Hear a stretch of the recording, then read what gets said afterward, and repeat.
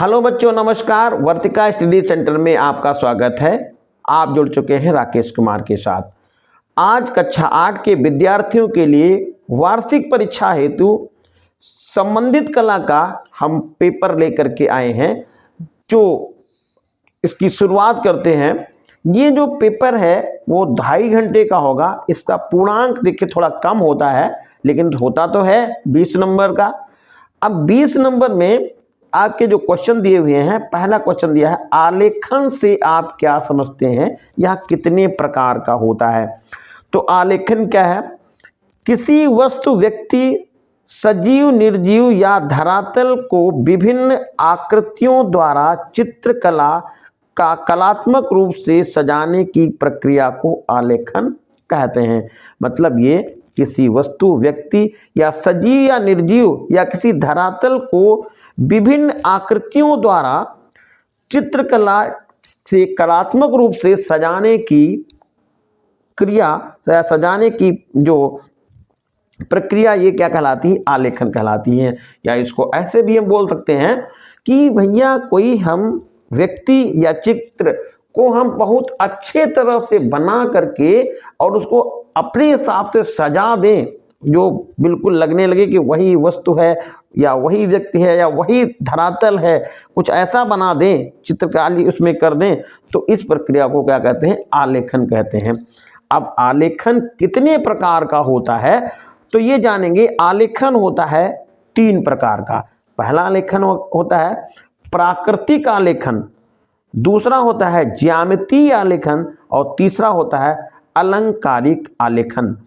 और यानी कितने प्रकार का? 3 प्रकार का। कौन कौन सा?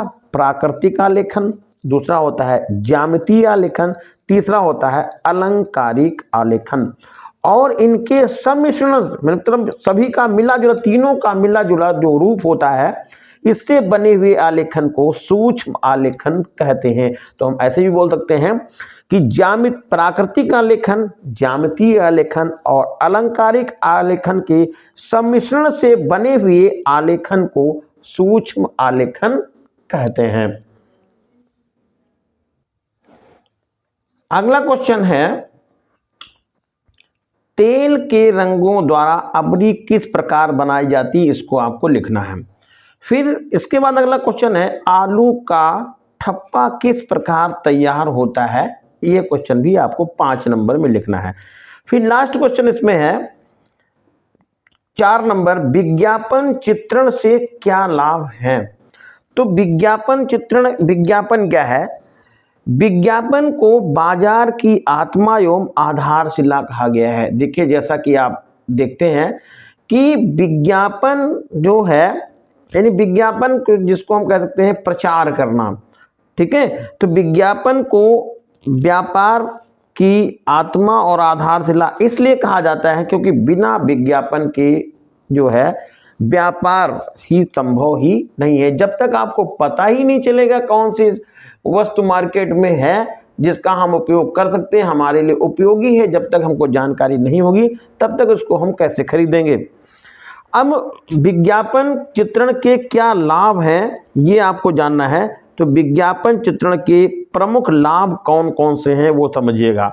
सबसे पहला जो लाभ है, बाजार में एक नया उत्पाद पेश करना, यानी कि बाजार में कोई नया प्रोडक्ट कौन सा है उसको पेश करना विज्ञापन का प्रमुख लाभ है। जैसा कि आजकल सब लोग आप देखते हैं कि जैसे बात कर ले, जो बहुत ज़्यादा आप लोगों में फेवरेट होता है मोबाइल के विषय में देखें तो मोबाइल मार्केट में बाद को आता है, उसका ऐड पहले ही आने लगता है। कि जैसे आप मोबाइल खोलेंगे, गूगल को जैसे सर्च करेंगे तो देखेंगे पहले ही दिखाएगा कि ये मोबाइल आ गया है 5,000 का, 7,000 का, 9,000 का, बहुत अच्छा मोबाइल आ गया है। क्यों?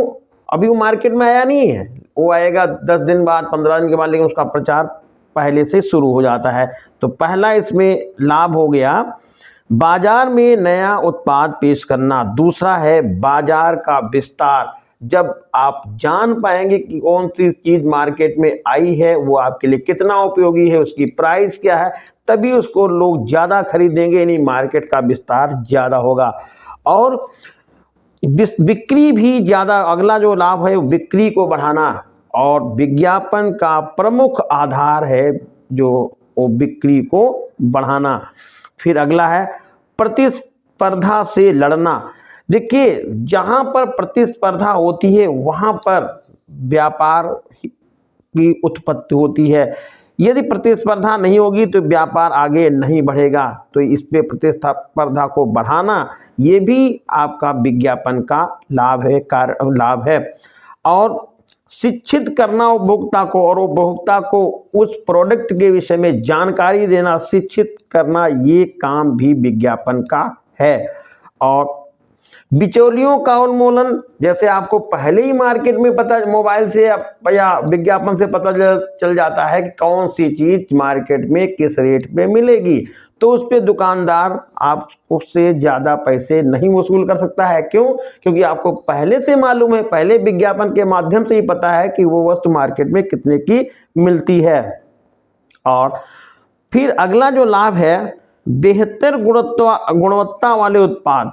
देखिए, जैसा कि आपने इसी में पढ़ा, अभी देखो मैंने बताया कि भैया इसमें क्या है, प्रतिस्पर्धा बढ़ेगी। प्रतिस्पर्धा बढ़ने के कारण क्या है कि जो जिसमें प्रोडक्ट बनेंगे, जो कंपनियां हैं मार्केट में जो सामान बनाएंगी भेजेंगी, उनकी जो है गुणवत्ता बहुत अच्छी होगी, तभी वो मार्केट में टिक पाएंगी, उनकी जो है बिक्री हो पाएगी।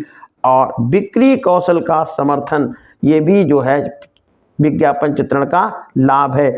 और भी देखिए इसके अधिक लाभ हैं कि उसमें उपभोक्ताओं को भी लाभ है। क्यों? उपभोक्ताओं को सबसे बड़ा लाभ ये है कि उनको हर एक वस्तु की जानकारी उनको मिल जाती है, कौन सा प्रोडक्ट उनके लिए बेहतर है, इसके विषय में उनको जानकारी प्राप्त हो जाती है। तो ये था आज का भैया संबंधित कला का पेपर। आपको कैसा लगा कमेंट करके बताइएगा। हम कोशिश करेंगे कि आपको और अच्छे से अच्छे पेपर हम प्रोवाइड कराते रहें। धन्यवाद।